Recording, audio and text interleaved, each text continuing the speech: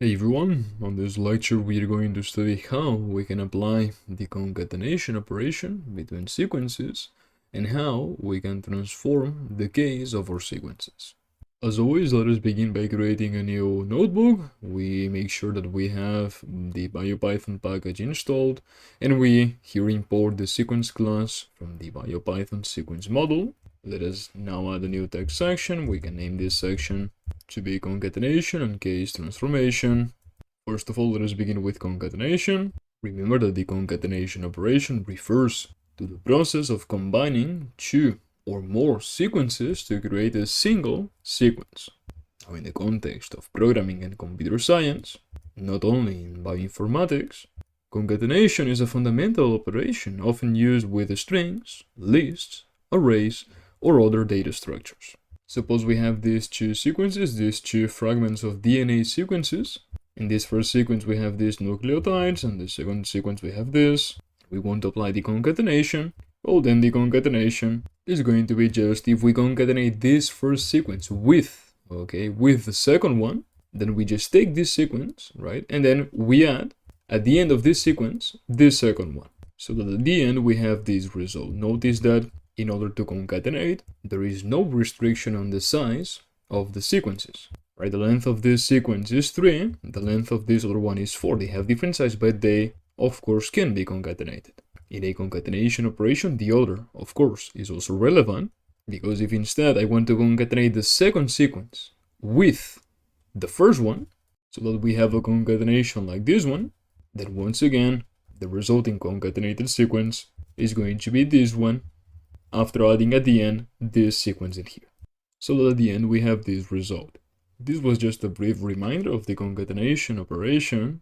And so in Biopython, to concatenate sequences is very simple. Suppose I have here the sequence 1, we construct the sequence object, and we could use the same example that we saw on the blackboard. We have guanine, thymine, cytosine, and thymine. Remember that here we are talking about DNA sequences in which we have these 4 nucleotides that we already saw before on previous lectures. So here we continue with the sequence 2. We construct the sequence object. We can see how the sequence 2 is ACT. And in fact, remember that originally this was the sequence 1, and then this was the sequence 2, right? On the first case of concatenation, and then we made this sequence to be concatenated with this one. So here, let us use the same notation, right? At the very beginning, this was the sequence 1, and this was the sequence 2. So how can we concatenate these two? Well, suppose I want to concatenate, as we did at the very beginning, we want to concatenate the sequence 1 with the sequence 2. So two sequence objects in Biopython can be concatenated by just adding them. So let us define, and here, if we just type sequence 1 plus sequence 2, we're going to see the concatenation. So let us run this out, and we can see here precisely the concatenation between the sequence 1 with the sequence 2. We can also change the order, so sequence 1 goes after the sequence 2, so we concatenate the sequence 2 with the sequence 1, and we have this result.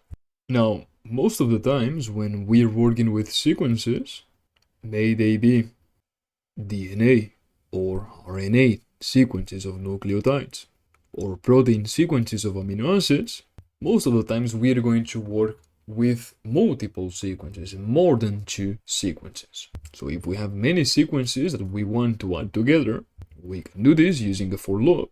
So here let us suppose we have a list of sequences. In Python we can define a list using the square brackets. The first sequence could be adenine, guanine, cytosine, and thymine. Still, we are considering fragments of DNA sequences. So we can have here another sequence, suppose adenine, cytosine, and finally, for instance, we can have the sequence guanine, thymine, and thymine.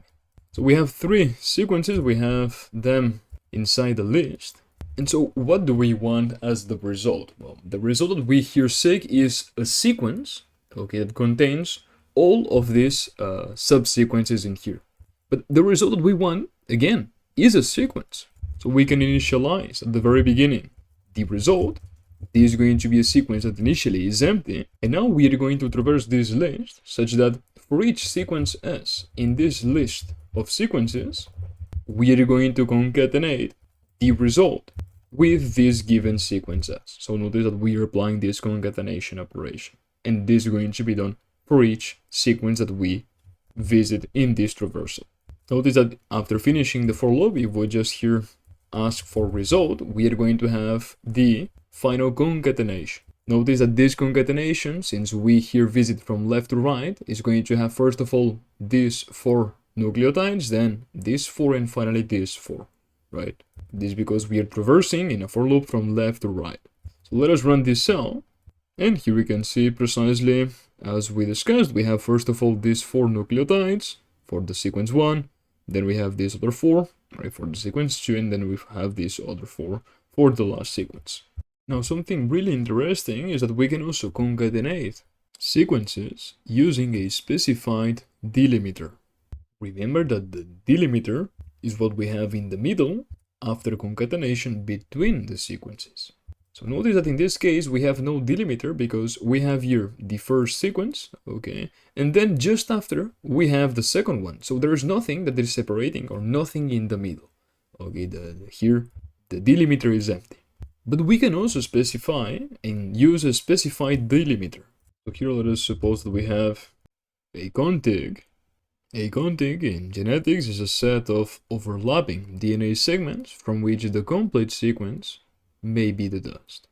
So in this case, the contig here is a list of DNA fragments. Let us suppose here the first fragment, the first sequence is adenine, guanine, and thymine. Then we have another fragment that could be this DNA fragment, and finally this last sequence of nucleotides. So instead of applying normal concatenation, let us specify our delimiter in here. And so this delimiter, for instance, could be a sequence in which we repeat the ambiguous or unknown nucleotide 10 times. In the context of bioinformatics and DNA sequences, N often represents an unknown or an ambiguous nucleotide. It is commonly used as a placeholder for situations where the actual nucleotide at a particular position is uncertain or not determined. So this is going to be our delimiter.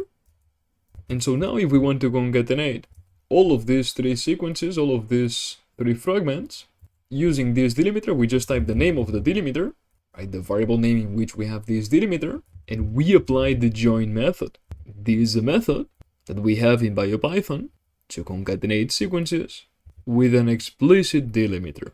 So we want to join all of these fragments of this contig in here, just like this. Notice that we call this method, okay, on the variable of the delimiter, and we pass as an argument the list of the fragments, those sequences that we want to concatenate. Very well, so let us run this cell. And as we can see, here we have the concatenation sequence, we have the contig, right, where each DNA fragment is separated, okay, is delimited with this unknown nucleotide 10 times, right? Here we see this delimiter between this fragment in here and this other, and we also see once more between this second fragment and the last one. Of course, on the last case, we are not going to see the delimiter because there is no more sequences that we are concatenating, and also at the very beginning, we are not going to see this for obvious reasons because we are not concatenating the first fragment, okay, with nothing previously. Very well, and with this we have this brief introduction to concatenation of sequences in Biopython. Let us now go and delve into case transformation. So, objects of the sequence class in Biopython use the same methods that we have in Python to use with the strings, which are the methods upper and lower, for transforming the case. Suppose we have here DNA sequence that consists of a sequence in which some of the nucleotides are in lowercase, others are in uppercase, right? If we just here display this sequence, we are going to see how this is a sequence where some of the nucleotides here are in lowercase, the others here are in uppercase. So we can easily transform this and solve this problem using either the method upper or the method lower. If we use the method upper, all of the sequences are going to be transformed. All of the nucleotides are going to be transformed into uppercase, as we can see. And if we apply the method lower, okay, the analogous method, all of these nucleotides are going to be seen in lowercase. Now, these two methods are not only useful when we want here to ensure that my sequence has a specific case, either lower or upper, but also they are useful for doing and performing case-insensitive matching. For instance, notice that here we transform the DNA sequence to a lower case sequence, right? So notice that now, if here we try to check if this fragment belongs to the sequence, such that if in my sequence I have this fragment in this way, this is not going to return true. Although we can see here we have the fragment cytosine, guanine, and cytosine again. Okay, so we have this particular fragment that we're looking for. Okay, and we're trying to match in this search. Okay, the result that we are going to get is false. Notice here, if we run, we have false because we have transformed previously this DNA sequence to a lowercase, and here we are considering these nucleotides in uppercase, but they are essentially the same nucleotides, right? Only the case changes. So what we want is an insensitive matching. Thus, if we try looking for this same fragment, but instead of the DNA sequence, in the DNA sequence upper, then what we are going to do is we are going to try to match this fragment into the DNA sequence where all of the nucleotides are in uppercase. And thus here, if we try, we can see how the result is going to be true. So we have a successful search, and this matches. Very well, with this we end this brief lecture on concatenation and case transformation. On Biopython, we remind the student as always that you can download all of the notebook that we used in this lecture, as well as the documentation on the downloadable documents of this lecture. On the following lecture, we are going to study transcription in bioinformatics.